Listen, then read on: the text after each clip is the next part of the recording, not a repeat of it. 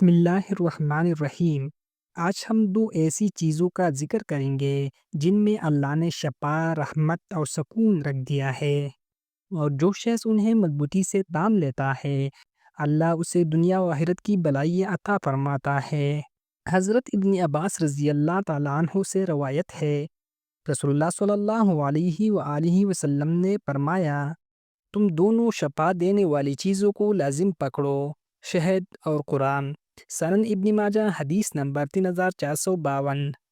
حضرت ابو سعید الخدری رضی اللہ تعالیٰ عنہ سے روایت ہے کہ ایک صحابی نے قبیلے کے سردار پر سورۃ الفاتحہ پڑھ کر دم کیا، وہ فوراً ٹھیک ہو گیا۔ رسول اللہ صلی اللہ علیہ وآلہ وسلم نے فرمایا، فاتحہ تو شفا ہے۔ صحیح بخاری حدیث نمبر 5736۔ کمنٹس میں لکھ کے اے اللہ قرآن اور شفا دینے والی چیزوں کو ہمارے لیے باعث رحمت بنا دے۔ ہو سکتا ہے کوئی بیمار شخص یہ سنتے ہی عمل شروع کرے اور آپ کے لیے صدقہ جاریہ بن جائے۔